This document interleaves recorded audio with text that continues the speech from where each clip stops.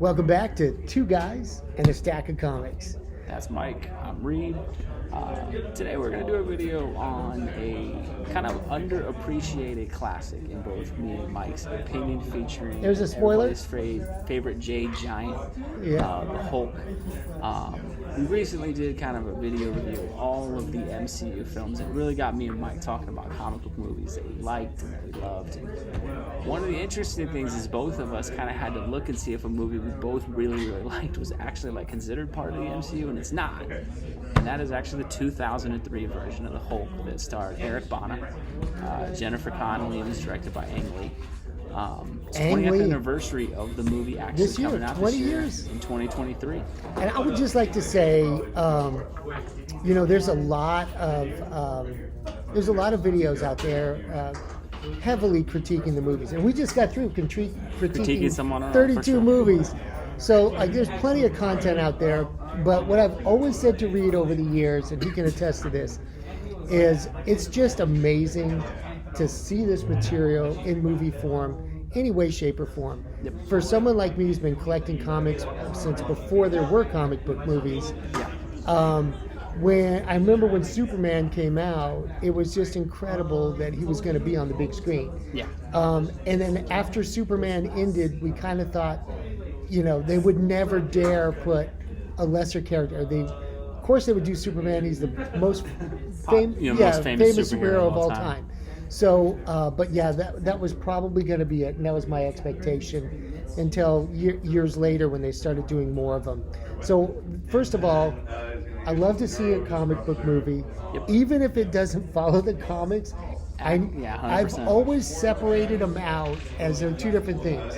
There's the books, and then there's the movies, and they are two separate worlds. Well, like, as much as you try and make them, it's not like the books always follow the books either. There's always retcons all the time too. Yeah. So to hold the movie to a different standard, I think as long as it keeps the essence of the character. So I think that's a good thing to. One of the first ideas I had for this channel was, let's do a series of videos about the comic book movies. We loved them, but most people hated them. Yep. So we're going to call it We Loved Them, You Hated Them, and we're going to do some reviews on that. And I would invite you to comment below and see if you can share some of the love for some of these movies that most people, the critics, the box office, what have you, they hated it, but we still loved them. And one of the first ones that came to mind... First one we both mentioned was the 2003 Hulk movie, which was kind of crazy. So this was after the burst of the Tobey Maguire Spider-Man. Yep. And Marvel was digging around, but they didn't own Hulk. They sold him years past to Universal. And I think Universal still owns a part of the Hulk, which is why we don't really get a lot of Hulk solo movies. Because I think Disney doesn't get to do them solo. I may be wrong on that, but I think they don't get to do like a lot of... They can put Hulk in movies, but they can't do like Hulk-centric movies. And it's weird contract stuff that doesn't translate well to fans. But I remember watching this movie when it came out, and I loved it. And keep in mind, there was nothing out at the time. Mm-hmm. The first three Spider-Mans were in the can. The first one was... So this was 2003, so at this time... And I grew up in the late 80s. Spider-Man 1? Spider-Man 1 was done. Spider-Man the first 2? X-Men was done. Spider-Man 2 hadn't even come out yet. Okay. So this was... I kind of looked the other day to see where this was, because I remember being really excited for it. I was trying to remember why at like 13 or 14 I was really excited. It's because, like he mentioned, Superman in the 70s. You had those movies, those kind of fizzled out by the mid-80s. You had Batman from the late 80s to about the middle of the 90s. And then the Clooney Batman one killed it, which that one will not be on a We Like You Hate. Batman Forever was 95. 98 was Batman and Robin. Batman and Robin will not be on the We Loved It, You Hated It. I think everyone hated that movie. But, and then really comic book movies kind of went away for a bit. You had X-Men in the late 90s. I think that was either 2000 or 99. Fantastic Four. Spider-Man in 2002. And then right after Spider-Man was this Hulk movie. Then Fantastic Four is about a year after that. So they were still trying things out. One of the things I noticed about the intro that I had forgotten about is you still have that Marvel intro with the pages. With the pages, and I missed that. That was always so cool when they used to do that. And they did that for Iron Man, right? MCU ones had that effect. And it was just, like Mike said, I think one of the cool things about this movie is this was back when comic book movies were not a yearly thing. It was. You didn't know if you were going to get them maybe every other year, maybe every 5 years. And so seeing a character like Hulk on screen was kind of interesting because you really only seen Batman, Superman, and like the X-Men once and Spider-Man once. And then this was the big Hulk. So you got to chance. kind of figure they've taken a chance, but they bring in Ang Lee to direct. Yep, great director. Great choice for director. They wrote a good script, but the thing about that's the juxtaposition of this movie from the modern era of movies is it was written differently, and it's something that I really enjoyed the way it was written. It was totally character driven. There was no thought of we need to tie it to this because that might happen later. There was none of that. It was just all about Bruce Banner, and it was just all about Bruce Banner, which made it great. The cinematography was just fantastic. And the story moved along, and it made you care. Yeah, I think one of the coolest things with this movie is we just got through reviewing a lot of the MCU, and the one character in the MCU I'd say that I thought was the most underserved was the Hulk. In that, while he had great individual moments in the MCU, like when I'm always angry and knocks over the giant ship, like that was cool, and some of the stuff in Ragnarok, you never really cared much about Bruce Banner. The Edward Norton movie really set him up with Betty, and then it got abandoned. His villains, like the leader, got abandoned. Thunderbolt Ross appeared with him one time, and then the only other time Thunderbolt Ross shows up, it's in Civil War, and Hulk's not in that movie. And so he really kind of got left out of his own story, and I love that this movie was about Bruce Banner. This is a great one to put on a Sunday afternoon and just get some popcorn and kick back in your sofa and just watch it, give it another look through. You kind of have to put out of your mind all of the stuff that's happened since then and kind of go back in time, which is really very kind of nostalgic for me. And it's really I mean, 20 20 years. cool because you can see how much freedom they used to have to actually just tell the best story. Yeah, which now they're always trying to tie it into something. One is always, let's save that for the sequel, let's use that later, and you it's know, a disservice. We're gonna Easter egg this, and then we're gonna introduce this character because we might use him later, or we might dump him. We don't know, and that kind of stuff affects the script. Yeah, It really does. I This mean, it movie puts was a tax great example of on the still script. having fun, but serving straight. Okay, there's a great Stan Lee and Lou Ferrigno cameo where they come out as the security Oh my God, that guards was great. at the university. Bruce Banner. And the location, they filmed it actually up there in Berkeley at the Lawrence Livermore Laboratory. There's a lot of Bay Area footage there, which is always gorgeous. And that was one of my first notes. I love the Lou Ferrigno with Stan. And when he comes out of there and he says, he's They standing really next need to beef up security. Yeah. standing next to the beefiest guy on the planet, right? And I just was like, oh my God, that's hilarious. I love how Ang Lee wasn't afraid to try stuff like the little comic book The panel panels. transitions between That scenes. was kind of groovy, and you could tell like none of this had been explored really yet, so it was just kind of new territory. I love the build up to Bruce and Betty. I thought that was pretty well played as they were starting to be romantic, or maybe had They like just broken become- up in the yeah. movie, and then They're trying to hinted get back at it. together. And I just love that they brought Betty into it too, because like if you spend any time reading Hulk comic books, especially the early stuff, she is a humongous figure. Yeah. And when you look at how she's kind of been removed from other movies, it very much like if they would do a DC universe where Lois Lane was just not a part of Superman's story at all.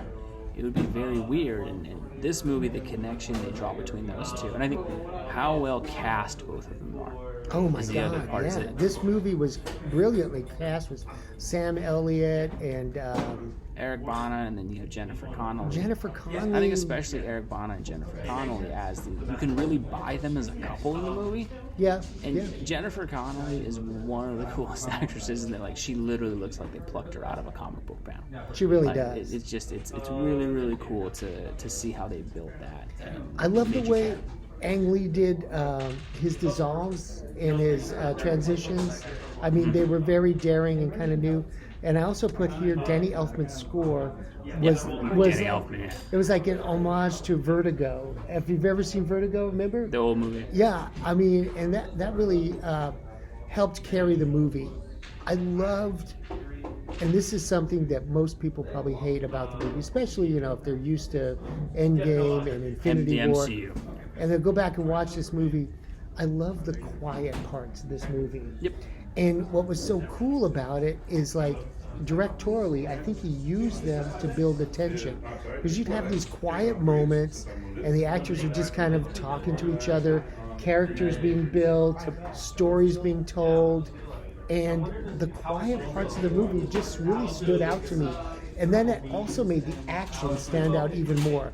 The juxtaposition of the quiet and then the action. Well, I think it's kind of a storytelling thing in its own, and that's really the Hulk. And that the Hulk is this very boring scientist, and then bam, he's this giant monster.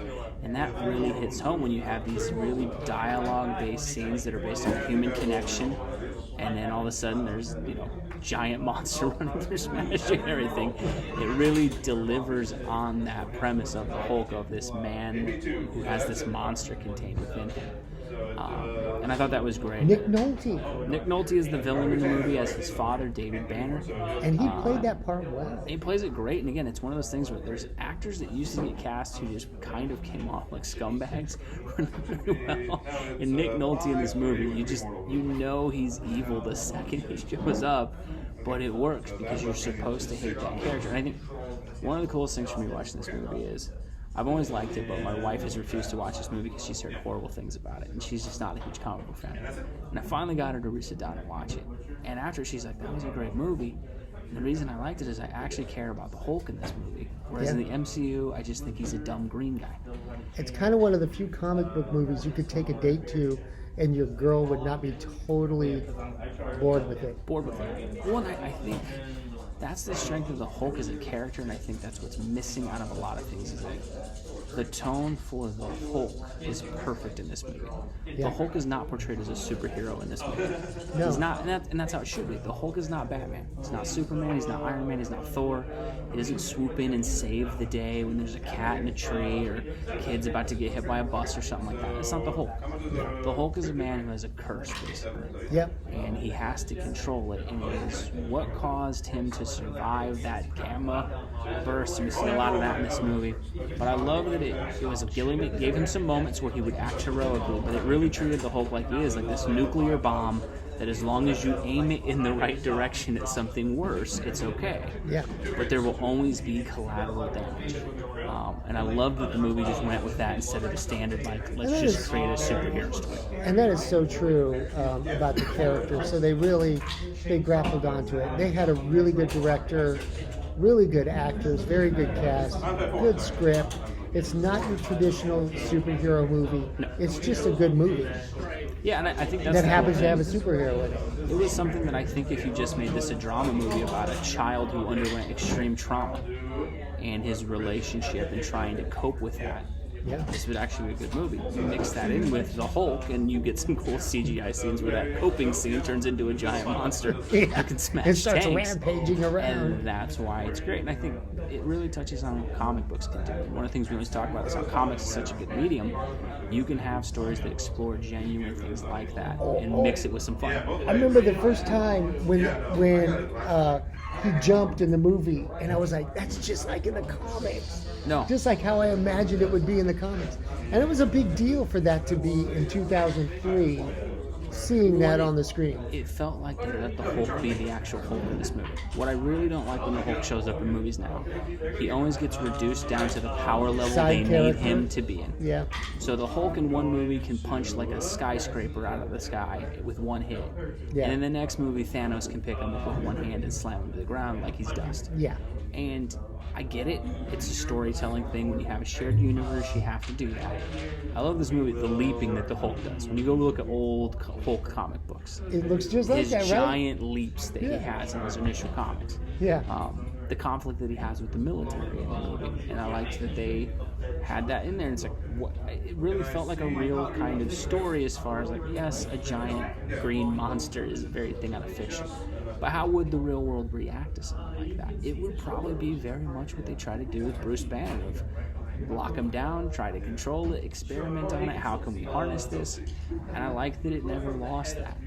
But it also didn't make Thunderbolt Ross this like cartoonish, ridiculous villain either. It made I him didn't even someone think who about believed that in. part. That part could have been written, or today would have been written really differently. No, Talk they a little made- bit about Sam Elliott. I thought Sam Elliott was great in this movie because you do get the sense that, like, yes, he's a little cold and he's You distant, don't like him, but you know why.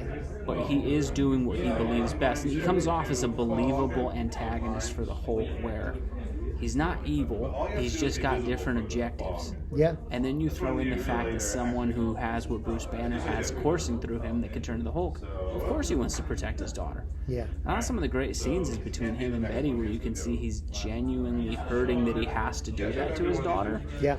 But he knows, hey, you don't understand the power you're dealing with here. And because you're a nicer person than I am, you might get hurt.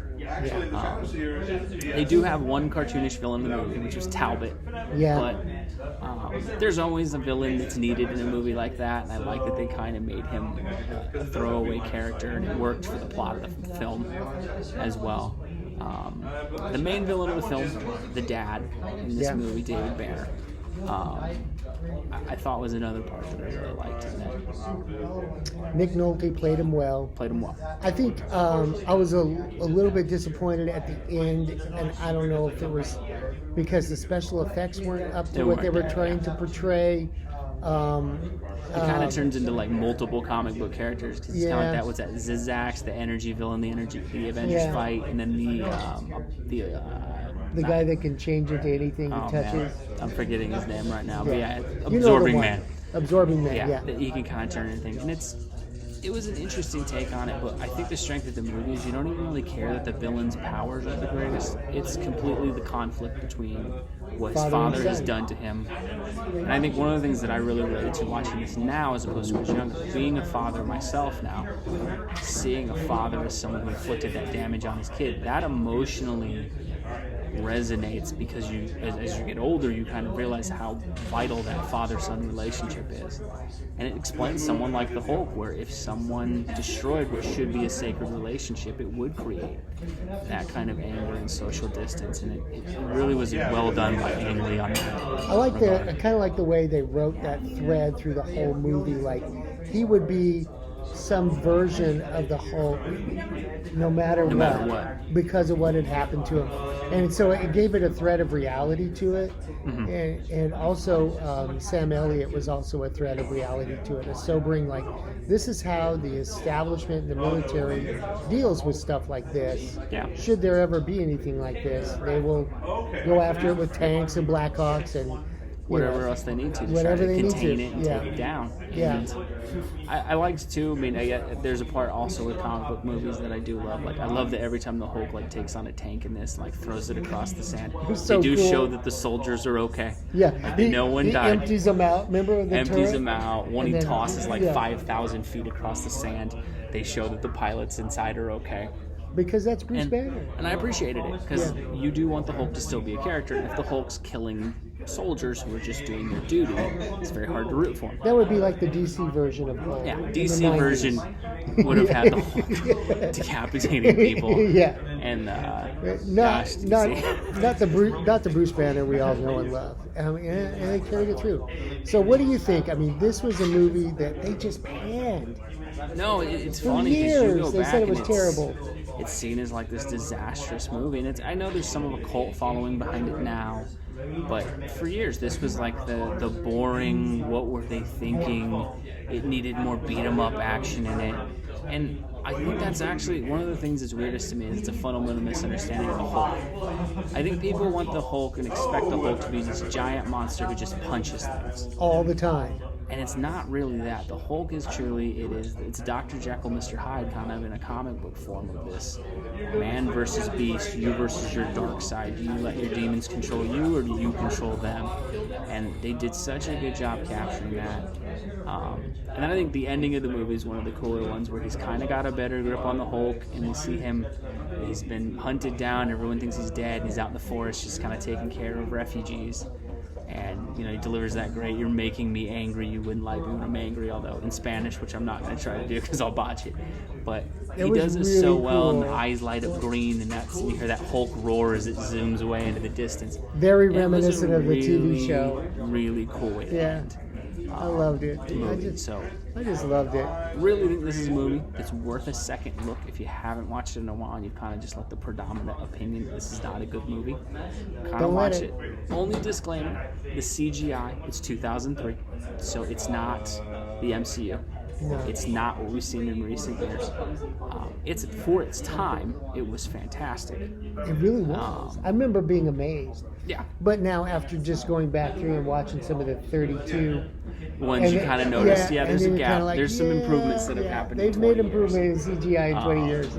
But at the time, I was blown away. And this movie's not really all about that. It's really good. And I think the other thing is, for the time, I think this is kind of actually the comic book movie that we sort of need now. Everything has become I agree. Yeah. CGI, beat 'em up, green screen, the green stories dots. are hurting. The stories are suffering. And you don't really care about the characters. And it really just stood out to me watching this with folks who hadn't seen it before. They're like, wow, I really cared about Bruce Banner in that movie. Like, I wanted to know what happened to him. And in a lot of the movies right now, the main character's kind of just there to make quippy remarks, punch something, and then have some soundtrack play in the background, and you miss the heart of it. And those quiet, like Mike said, the quieter moments in this movie really, really work. I love them.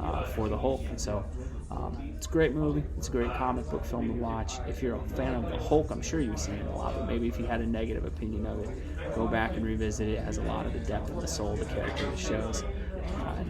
Hopefully this will be the first of many kind of classics that we can review and bring some new light to, hopefully. Stay tuned for more of We Loved Them, You Hated Them. We will be back with some more. Thanks for joining us as always. Have a good one.